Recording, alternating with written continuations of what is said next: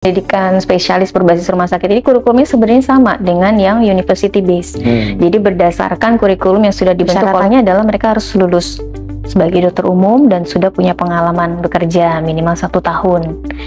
Dan kemudian yang kami memprioritaskan memang adalah dokter-dokter umum yang memang mereka dari daerah. Tapi kami berharap karena kami sudah persiapkan gitu ya dari sebelum masuk ke klinis, mereka dengan bekal-bekal untuk bisa menangani pasien, kondisi darurat, dan mengenali tanda-tanda darurat gitu ya. Mudah-mudahan.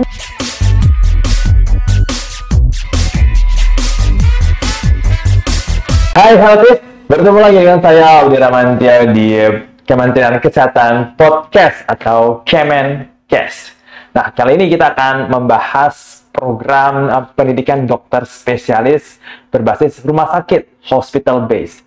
Dan bersama saya sudah hadir narasumber kita pada Kemenkes episode kali ini, yaitu dengan Dr. Eva Devita Harmoniati selaku Ketua Unit Fungsional Pendidikan. Halo, selamat siang Dr. Eva. Selamat siang. Bagaimana kabarnya dok hari ini dok? Alhamdulillah baik. Alhamdulillah ya, terima kasih ya dok ya sudah mau berkunjung nih ke studio Kemenkes ya untuk membicarakan soal PPDS ini. Yeah. Nah mungkin boleh Dr. Eva menjelaskan tentang program pendidikan dokter spesialis hospital based atau berbasis rumah sakit ini sebenarnya program seperti apa?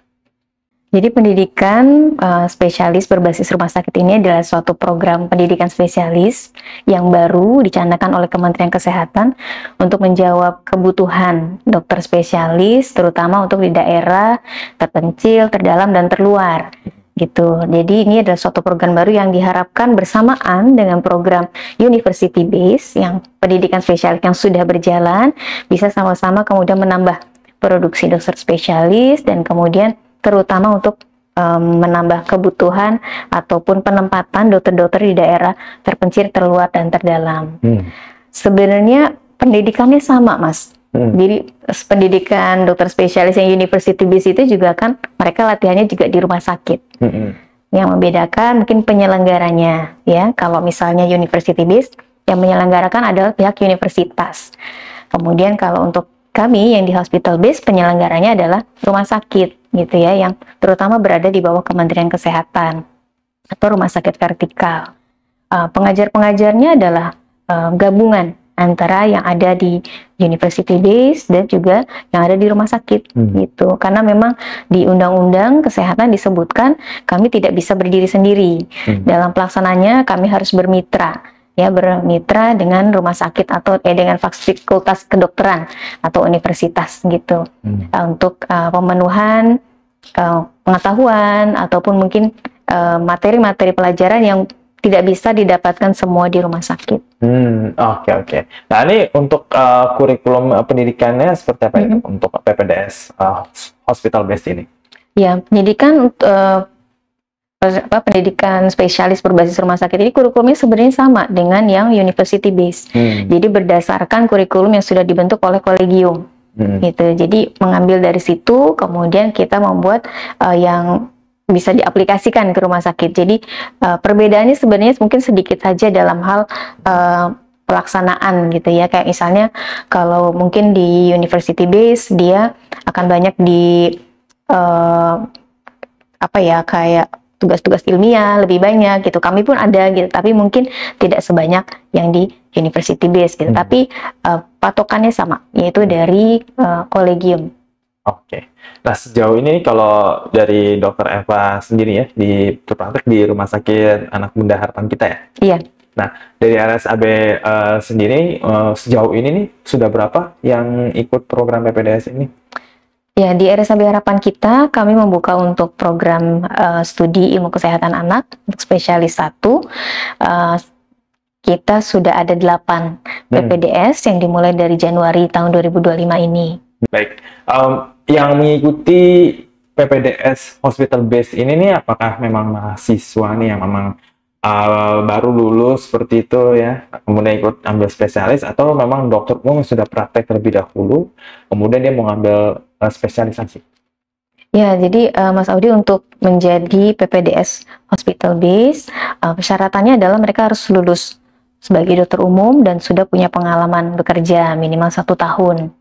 Dan kemudian yang kami memprioritaskan memang adalah dokter-dokter umum yang memang mereka dari daerah dan akan kembali ke daerah gitu, karena memang kebutuhannya kan untuk itu, untuk ditempatkan di daerah yang terluar, terpencil, terdalam gitu. Nah, itu akan menjadi prioritas. Mereka dokter-dokter umum dari daerah-daerah tersebut menjadi prioritas untuk kemudian bisa diterima menjadi PPDS di yang hospital base ini. Oke, baik. Nah, kemudian bicara soal persyaratan, mungkin Dr. Eva bisa lebih detail menjelaskan persyaratan apa saja yang perlu dipenuhi oleh calon peserta PPDS ini. Ya, persyaratan untuk menjadi peserta PPDS Hospital Base, selain tadi mereka sudah lulus dokter umum, mereka punya STR, mereka punya SIP, mereka punya surat rekomendasi dari atasannya di tempat dia bekerja ya, kemudian mereka bisa lulus dari ujian seleksi yang diajarkan oleh Kementerian Kesehatan. Dan biasanya selain seleksi administratif, ada ujian tulis, kemudian ada syarat TOEFL, dan juga ada tes wawancara. Gitu. Oke, baik. Berarti memang ada beberapa tes juga ya yang dilalui oleh calon peserta sebelum akhirnya diterima di PPDS. Kemudian untuk tempat di mana mereka akan belajarnya, dok, itu nanti apakah mereka memang memilih atau sudah dipilihkan gitu dari Kementerian Kesehatan ya?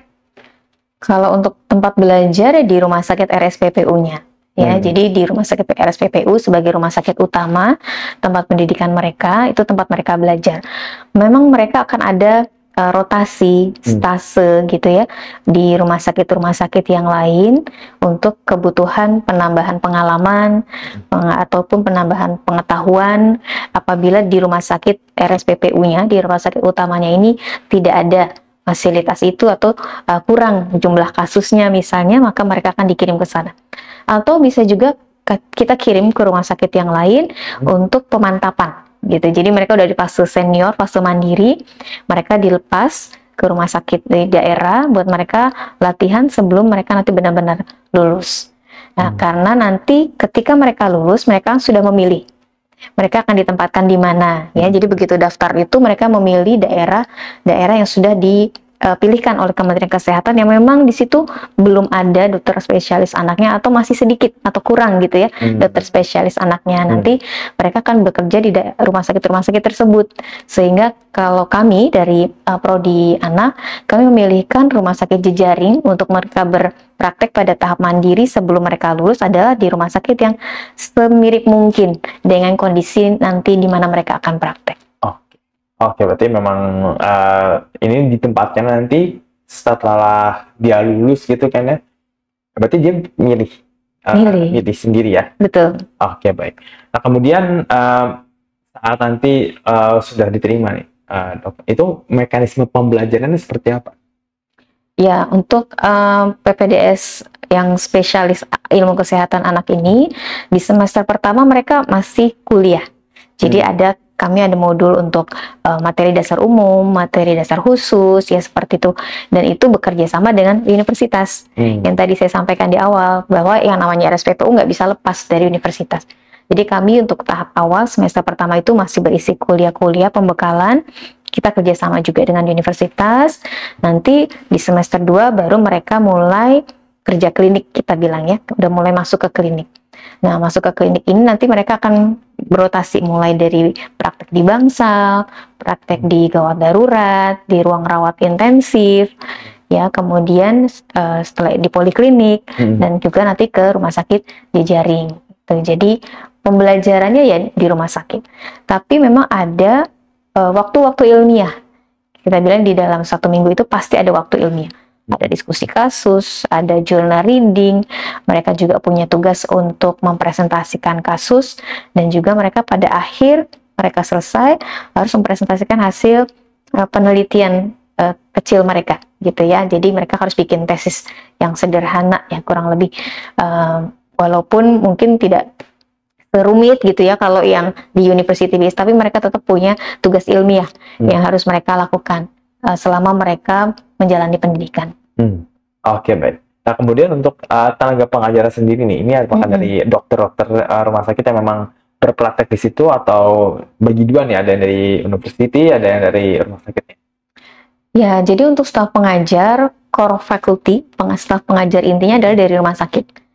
Gitu, dari rumah sakit, dan ada syarat-syaratnya memang untuk yang disebut sebagai staf pengajar inti, sesuai dengan syarat dari Lampetekes juga, dari Kementerian Kesehatan juga, bahwa yang menjadi staf pengajar inti adalah mereka yang sudah konsultan atau pendidikan S3. Gitu. Jadi sudah subspesialis ya yang bisa mengajar. Nah, kemudian untuk materi-materi yang belum ada ahlinya di rumah sakit kami, maka kami akan bekerja sama dengan pihak universitas. Itu baik untuk pada tahap awal, di tahap junior, atau di tahap pengayaan di awal, ataupun pada saat mereka memasuki fase pendidikan di fase madya ataupun di fase senior. Oke, baik. Nah, kemudian itu kan dari bulan Januari ya. Tadi lupa saya tanyakan juga nih. Dulu kan cuma ada kan hospital, university based doang kan, berbasis universitas. Sekarang ada hospital based. Nah, ini yang membedakan dua program ini apa tuh? Dan dampaknya seperti apa nih yang diharapkan? Ya, ini banyak yang bertanya nih ya Mas Audi ya, maksudnya kenapa sih harus ada hospital based, kan sudah jalan yang university based gitu. Ya sebenarnya mungkin perbedaan utamanya adalah yang hospital based ini, mereka nantinya pada saat lulus akan sudah tahu bekerjanya di mana, gitu. Mereka sudah tahu mereka akan ditempatkan di rumah sakit yang mana, gitu. Karena dari awal mereka sudah memilih, gitu. Itu yang pertama. Yang kedua, kalau university base, karena pengelolanya adalah universitas, mereka membayar iuran ke universitas. Kalau yang hospital base, karena pengelolanya dari rumah sakit, maka mereka tidak membayar, tapi akan dibayar. Gitu, karena mereka statusnya jadi seperti pegawai juga. Oke, baik. Berarti sebenarnya bedanya nggak terlalu signifikan ya dok ya? Kalau dari proses belajar tidak ada perbedaan sebenarnya, karena memang mengacunya pada sesuatu yang sama ya, dan pembelajarannya juga kan yang university based pun juga sama di rumah sakit juga. Oke, baik. Nah, kemudian sejauh ini nih, dari pertama kali program ini hadir, kemudian RSAB menjadi salah satu rumah sakit mitra dari PPDS sampai sekarang nih, Mei 2025, ini bagaimana dok progresnya dari program PPDS Hospital Based ini? Iya, ini program baru berjalan dari Januari 2025, tapi alhamdulillah sampai saat ini PPDS sudah mengikuti perkuliahan yang kami untuk awal ini bekerja sama dengan FK Unair, FK Unpad, kemudian juga dengan FKUI, dan ada materi-materi yang diajarkan juga oleh staf kami di RSAB Harapan Kita. Mereka juga sudah mendapatkan pembekalan untuk masalah kegawat daruratan ya, untuk bekal nanti ketika mereka sudah mulai masuk ke fase klinis, dan mereka juga sudah mulai mengikuti proses jaga ikutan namanya ya. Jadi mereka tahu nih kondisi di rumah sakit seperti apa, nanti akan mereka hadapi ketika jaga, kira-kira seperti itu. Oke, baik. Nah, kemudian tantangannya nih selama menjalankan program ini sudah mulai terasa kah atau semuanya masih oke gitu?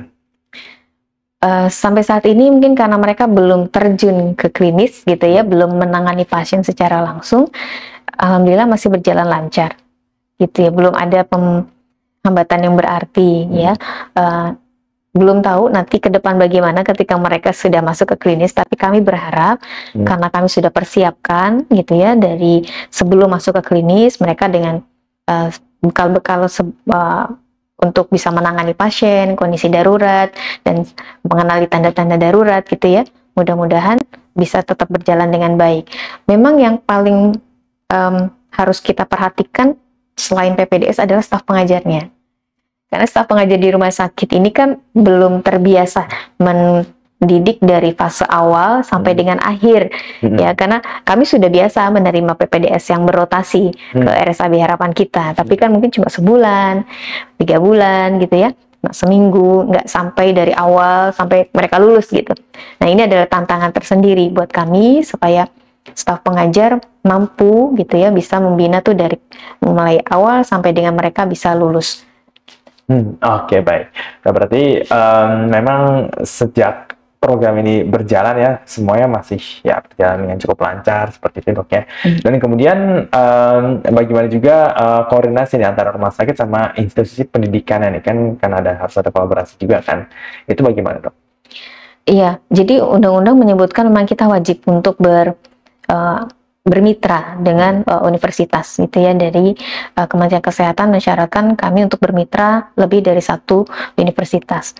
Jadi kami sudah membuat perjanjian kerjasama dengan FKUI, dengan FK Unpad dan juga FK Unair.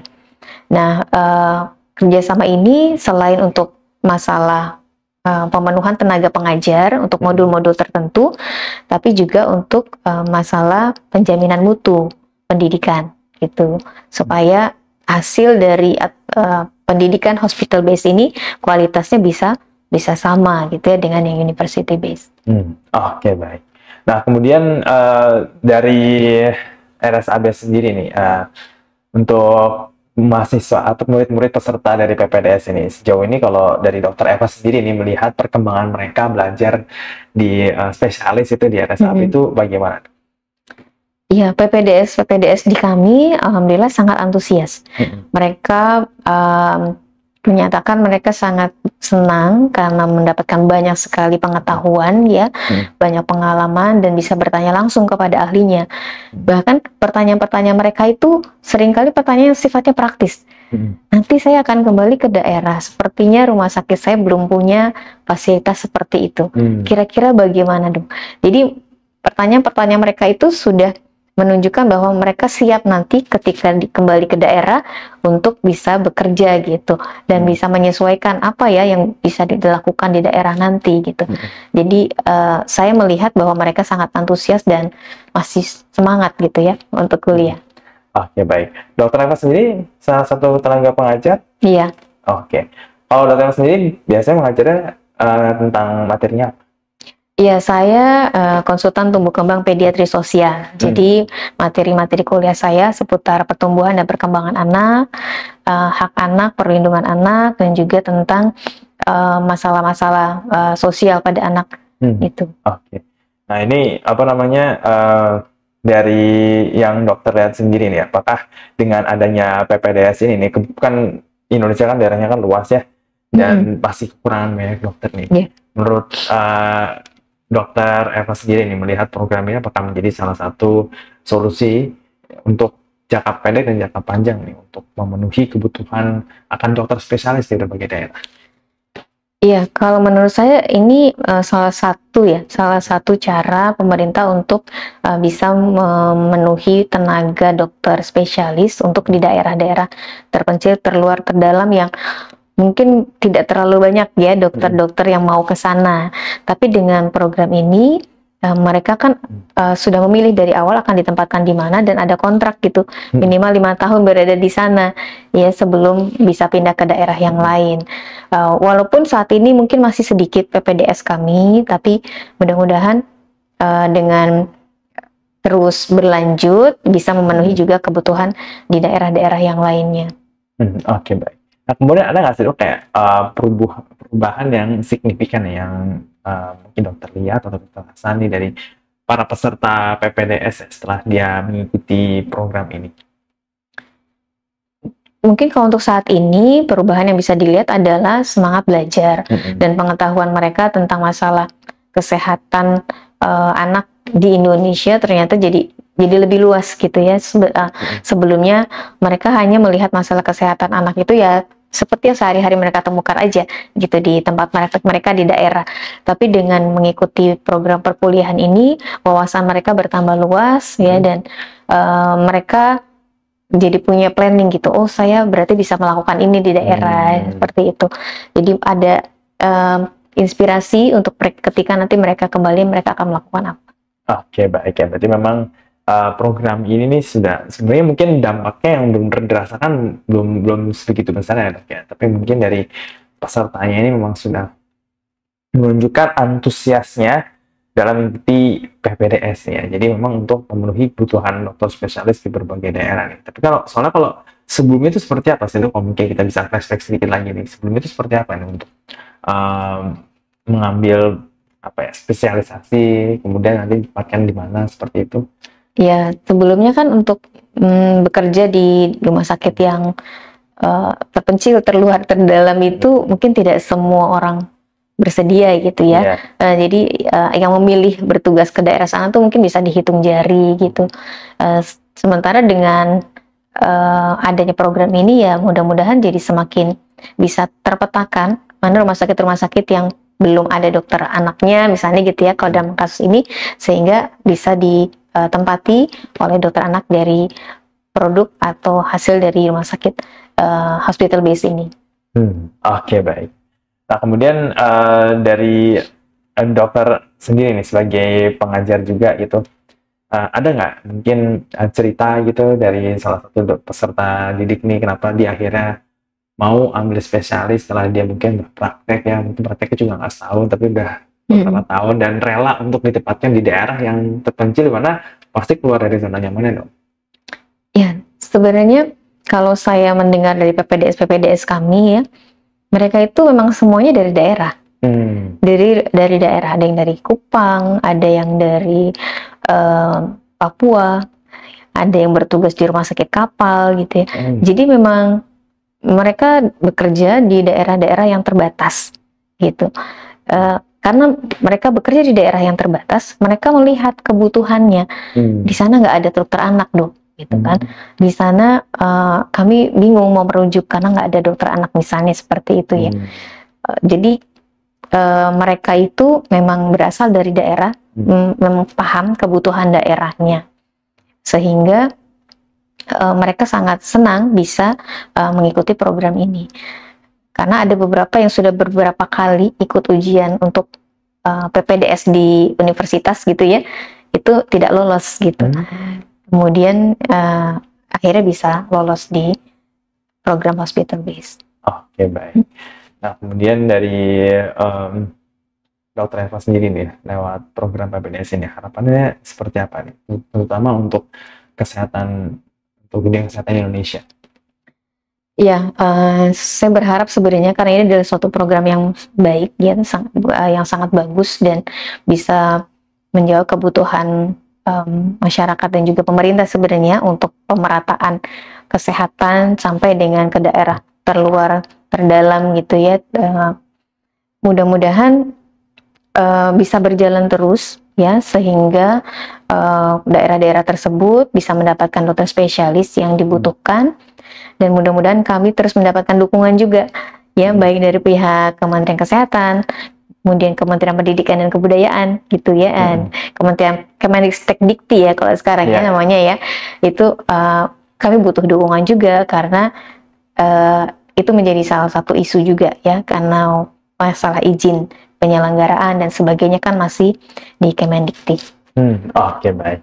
Ini memang salah satu inovasi yang memang dibuat dari program pemerintah ya, di tahun 2025 ya, mulainya Pak, 2024 sudah berproses dari 2023 sebenarnya, cuma baru launching untuk penerimaan pertama di 2025. Oke. Dan ini diharapkan memang bisa mengisi pos-pos ya dokter spesialis yang dibutuhkan di daerah. Tapi kalau dari apakah di dokter spesialis ini memang lebih diajarkan ke spesifik spesialisasi dari ilmu kedokteran, atau mungkin ada hal-hal lain yang mungkin diajarkan juga di PPDS ini? Karena untuk kurikulumnya sama ya, yang diajarkan di university base dan di hospital base sebenarnya sama saja, tidak ada pendidikan yang membedakan atau tambahan gitu. Tapi memang setiap universitas, setiap program studi itu punya ciri khas gitu. Kalau kami di RSAB Harapan Kita, kami ciri khasnya adalah untuk layanan perinatal terpadu dan birth defect atau kelainan kongenital. Dan jadi kami berharap ketika mereka nanti lulus di daerah bisa melakukan pelayanan perinatal untuk bayi-bayi baru lahir maupun yang berisiko tinggi dengan lebih baik, dan juga mengenali kondisi-kondisi bayi-bayi dengan kelainan kongenital dan menata laksananya lebih baik. Oke, baik. Nah, ini mungkin Dokter Eva punya ini ya, rekomendasi atau masukan gitu bagi pemangku kebijakan terutama nih ya, supaya program PPDS ini bisa terimplementasi dengan baik dan berjalan optimal sehingga tujuannya pun juga tercapai. Ya, mungkin masukan dari saya untuk mangku kebijakan baik di Kementerian Kesehatan maupun di Kementerian Pendidikan harus bekerja sama, gitu ya, karena banyak kebijakan-kebijakan yang di Kementerian Kesehatan berlaku, di Kementerian Pendidikan belum diterima. Gitu. Dan itu buat kami sebagai penyelenggara, rumah sakit penyelenggara itu menjadi sulit gitu, karena kami berada di tengah-tengah. Jadi kalau misalnya kebijakan-kebijakan itu bisa disatukan, kami mendapatkan apresiasi yang sama dengan yang university based gitu ya, itu akan sangat memudahkan gitu kami untuk menjalankan tugas. Oke, baik. Oh, berarti peserta PPDS di RSAB Harapan Kita ini apakah sudah ada yang lulus dari program ini dan kemudian akhirnya dia berpraktik di daerah gitu atau masih berjalan semuanya? Masih berjalan karena kan baru mulai. Januari 2025. Kalau saya itu satu program ini kan program pendidikannya 8 semester. 8 semester berarti 4 tahun. Jadi masih jalan lama. Oke, masih jalan lama ya? Iya. Oke, baik. Nah, mungkin Dokter Eva punya pesan-pesan nih pada khususnya kepada calon PPDS yang berminat mengambil spesialisasi dan ingin mendaftarkan dirinya, kemudian ya rela untuk nanti dikirimkan ke daerah gitu. Bukan cuma orang daerah aja yang akhirnya datang untuk ikut PPDS kan, tapi orang-orang yang mungkin di sini gitu yang ingin mengambil spesialisasi juga dan kirim ke daerah gitu. Mungkin Dokter Eva punya pesan untuk mereka. Jadi untuk para dokter umum yang berminat untuk mengikuti program pendidikan spesialis berbasis rumah sakit dan ingin mengabdi untuk rakyat Indonesia, ingin ditempatkan di daerah terpencil, terluar, terdalam, maka pendidikan spesialis berbasis rumah sakit ini adalah salah satu tempatnya. Gitu ya, karena memang dari awal dokter sekalian bisa memilih di mana akan bertugas setelah lulus. Dan untuk pendidikan ini dokter akan mendapatkan harus lulus untuk beasiswa LPDP, karena nanti selama pendidikan dokter akan mendapatkan pembiayaan dari LPDP, kemudian juga akan mendapatkan insentif dari rumah sakit ya sebagai jasa bekerja di dalam rumah sakit. Dan kurikulum yang digunakan sama gitu ya, jadi tidak usah khawatir bahwa ini lebih rendah ataupun tidak sama gitu ya dengan yang university based, sama saja ya, hanya memang penyelenggaranya berbeda dan kemudian tempat penyelenggaraannya memang semuanya di rumah sakit. Gitu. Oke, baik ya. Jadi itu pesan penting ya kepada calon peserta PPDS selanjutnya nih ya. Batch selanjutnya berarti ya? Batch selanjutnya nih yang mau ambil spesialisasi nih. Baik, kalau dokter sendiri terakhir nih harapannya untuk program PPDS ke depannya seperti apa? Ya, harapan saya karena Kementerian Kesehatan juga membutuhkan sekali ya banyak spesialis untuk memenuhi kebutuhan dari rakyat Indonesia, maka saya berharap pendidikan spesialis baik yang university based maupun yang hospital based bisa berjalan bersamaan. Karena kalau hanya mengandalkan hospital based tidak akan cukup. Kalau mengandalkan university based, penyebarannya mungkin yang agak sulit kita kendalikan. Tapi dengan program yang hospital based ini, kita bisa memastikan bahwa mereka akan kembali ke daerah dan kemudian memenuhi kebutuhan spesialis di daerah. Oke, baik. Baik, Healthies ya. Tadi kita sudah dengarkan ya paparan dari Dr. Eva mengenai PPDS. Semoga bisa mendapatkan insight yang cukup ya. Dan ini memang programnya ada untuk mencetak dokter spesialis lebih baik lagi dan akan dikirim ke daerah-daerah ya. Jadi bukan, tapi ya, kalau rumah sakit bisa ambil dokter dari PPDS juga atau mungkin enggak? Enggak bisa. Enggak bisa kan ya? Iya. Ya, jadi ini pasti akan dikirim ke daerah ya. Dan kemana nanti ditempatkannya bisa dipilih sendiri jadi pesertanya. Oke, baik ya. Baik, Dr. Eva, sekali lagi saya ucapkan terima kasih sudah hadir di studio Kemenkes pada siang hari ini. Semoga sehat selalu dokter ya, dan semoga sukses juga nih untuk program PPDS di RSAB Harapan Kita ya dok. Terima kasih. Baik, Healthies, itu dia Kemenkes untuk episode kali ini. Dan nantikan episode-episode selanjutnya di Kementerian Kesehatan Podcast ya. Maka kamu harus subscribe channel YouTube Kementerian Kesehatan. Nyalain loncengnya buat dapetin notifikasi kalau kita upload episode baru di Kemenkes ya. Jangan lupa untuk share video ini ke teman-teman semua ya, ke grup-grup WhatsApp, Facebook, Instagram, Telegram, Line, semuanya disebar ya.